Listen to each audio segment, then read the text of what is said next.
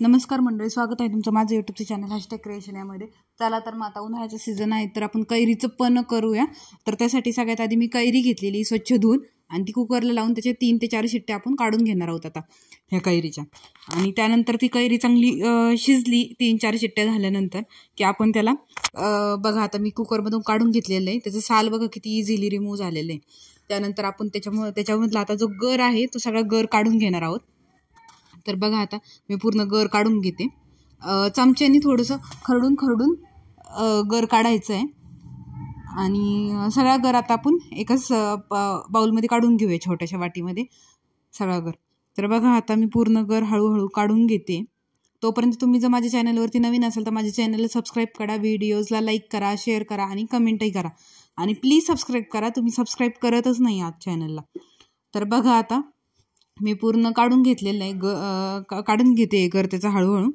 आणि आता हा गर आपण ज्यावेळेस आपण सगळा गर काढून घेणार आहोत तर तो गर आपण काढून एका मिक्सरच्या भांड्यामध्ये घेणार आहोत नंतर, आणि त्याला मग नंतर बारीक करणार आहोत.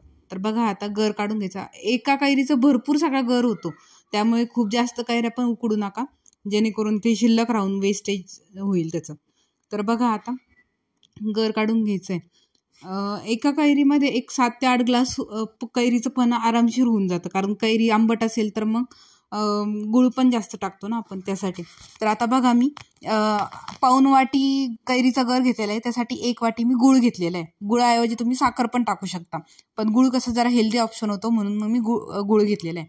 त्यानंतर आता जो कैरीचा गर आपला निघलेला आहे सगळा तो आपण मिक्सरच्या भांड्यामध्ये काढून घेणार आहोत.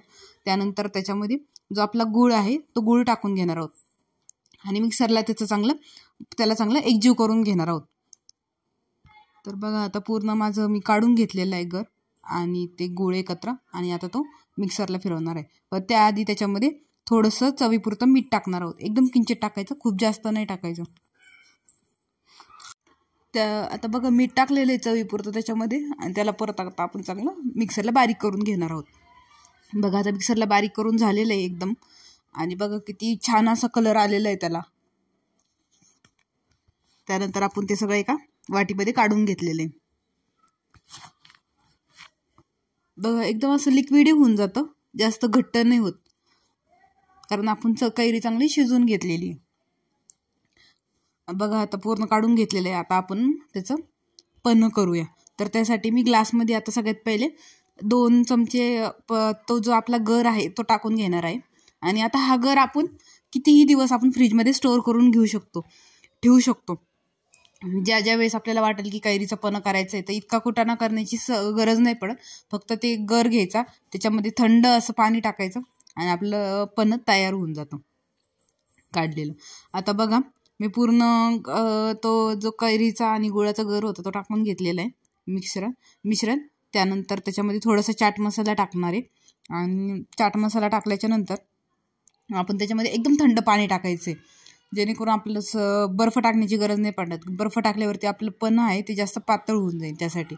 आता बघा मी त्याच्यामध्ये थंड असं पाणी टाकलेलं आहे पूर्ण गच्च भरून.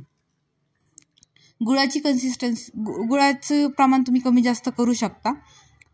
जर तुमची कैरी जास्त आंबट असेल किंवा कमी आंबट असेल तर कमी जास्त ते गुळ करू शकता. तर बघा आता पूर्ण पाणी टाकून घेतलेलं त्याच्यामध्ये, आणि त्याला आपण चांगलं हलवून घेणार आहोत. मिक्स करायचं, चांगलं मिक्स करण्यासाठी जरा वेळ लागतो, पण चांगलं मिक्स करून घ्यायचं, चांगलं हलवून घ्यायचं एकदम, कारण ते गर असतो तो गुळ असतो त्याच्यामध्ये ना, तर तो पटकन हे होत नाही, मिक्स होत नाही सगळ्या याच्यामध्ये, त्याच्यामुळे त्याला जरा वेळ लागतो. तर बघा आता पूर्ण मी एकदम एकजीव करून घेते, आणि आता आपलं पन्ह आहे ते आपलं पिण्यासाठी रेडी आहे. आणि उन्हाळ्यामध्ये नक्की प्या, जेणेकरून आपल्या पोटाला शरीराला थंडावा लागेल त्यासाठी.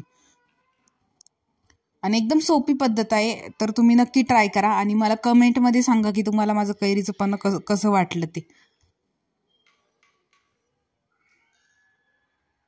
सो बघा आता आपलं पन्ह रेडी आहे. त्याच्यामध्ये फक्त गार्निशिंगसाठी मी थोडंसं पुदिना टाकलेला आहे. So thanks for watching, bye bye.